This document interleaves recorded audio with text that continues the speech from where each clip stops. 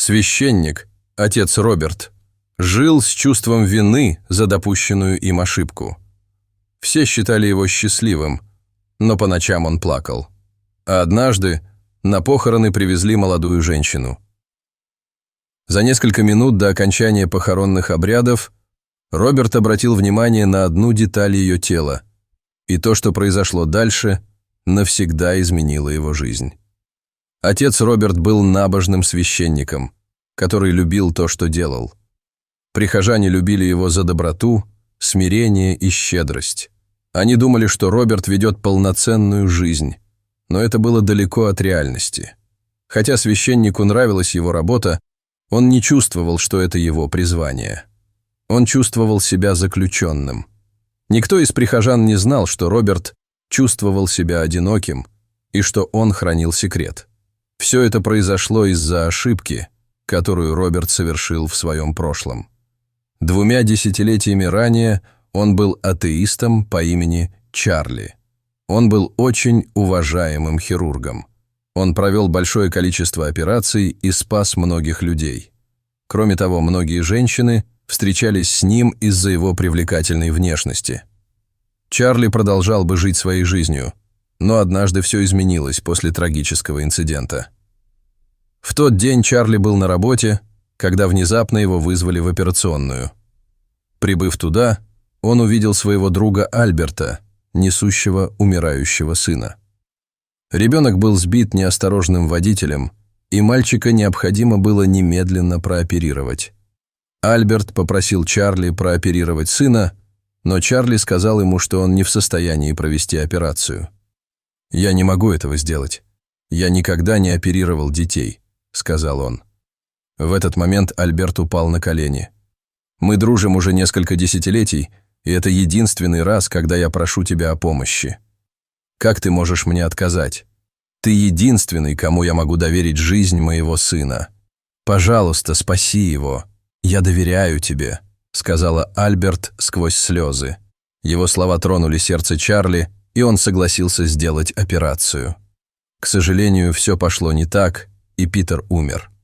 Прямо там, в операционной, Чарли плакал, как ребенок. Это был первый случай, когда он потерял пациента. В ту ночь он едва смог уснуть. Когда ему удалось заснуть, ему приснилось, что мальчик держит в руках открытку со словами «Пожалуйста, спаси меня». Чарли был одержим и даже не осмелился присутствовать на похоронах мальчика. Через 3 дня после похорон Чарли услышал, как в дверь постучали. Едва он открыл дверь, как в дом ворвался Альберт. «Извини, я сделал все возможное», – заплакал Чарли, но Альберт крикнул ему, чтобы он заткнулся. «Ты лишил меня единственной радости.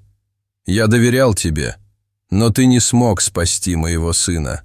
Его кровь на твоих руках». «Ты не сделал все, что мог», – сказал Альберт, и в этот момент он направил курок к своей голове и покончил с собой. Чарли не мог сдержать слез. Он знал, что не может больше жить в этом доме. Он отправился в монастырь, и священники приняли его. Чарли думал, что служение Господу поможет ему искупить свои грехи. «Я здесь, чтобы исполнять его волю. Пожалуйста, прими меня», — сказал Чарли священнику. Прослужив в течение многих лет в церкви, Чарли был переведен в священники и направлен в сельскую общину. С этого момента он жил под именем «Отец Роберт».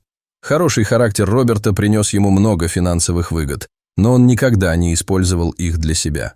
Вместо этого он раздавал деньги бедным, спонсировал посещение школ многим детям и оплачивал счета больниц для беременных и больных женщин.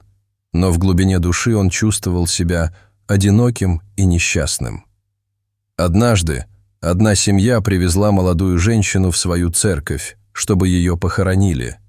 Во время похоронной мессы, когда гроб был открыт, чтобы семья могла увидеть тело, Роберт увидел что-то, что заставило его застыть на месте. Он заметил, что тело девушки выглядело здоровым и не соответствовало информации, указанной в ее свидетельстве о смерти. Семья также написала, что было произведено вскрытие, но священник не увидел никаких признаков этого. В этот момент Роберт посмотрел в толпу и увидел знакомое лицо. Тот человек был тестем мертвой девушки. Этот человек был патологоанатомом, и много лет назад они с Робертом работали в одной больнице. Как только священник посмотрел в его сторону, мужчина отвел взгляд. Его реакция была подозрительной. Почему он старался, чтобы его не видели? В этот момент у Роберта появилась уверенность в том, что что-то не так. Он опустил руку в гроб, взял руку девушки и попытался нащупать ее пульс. «Она жива!» – закричал Роберт. В этот момент муж и тесть молодой женщины сбежали. Роберт вызвал скорую помощь, и молодая женщина была доставлена в больницу. Он также вызвал полицию, которая задержала мужчин. Выяснилось, что муж женщины инсценировал ее смерть, а тесть сфабриковал свидетельство о смерти. В те же выходные отец Роберт навестил женщину в больнице. Как только она увидела его, она села на кровать и поблагодарила его за то, что он спас ей жизнь. «Как тебя зовут?» – спросил Роберт. «Сара», – ответила она с улыбкой. Они разговаривали часами, и во время разговора Сара смотрела на Роберта влюбленными глазами. Каждый раз, когда Роберт приходил в больницу, сердце Сары учащенно билось. Глаза женщины выражали не только признательность, но и желание, и любовь. Роберта тоже тянуло к ней. Почувствовал сильное желание провести с ней остаток своей жизни. Когда Роберт встал, Сара схватила его за руку и поцеловала его. Она как будто знала, что ее чувства взаимны. В ту ночь Роберт спал спокойно.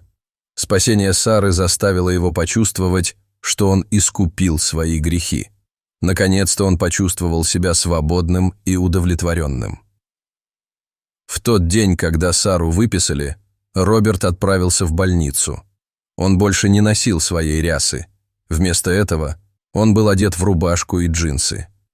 «Отец Роберт!» – воскликнула прекрасная женщина и обняла его, а Роберт рассмеялся. «Теперь я снова Чарли», – сказал мужчина. 6 месяцев спустя они поженились, и у них родился сын. Чарли назвал мальчика Питером в честь мертвого сына своего друга. Их семья жила долго и счастливо. Дорогие зрители, если вам понравилось это видео, то ставьте лайк и подписывайтесь на наш канал. До свидания.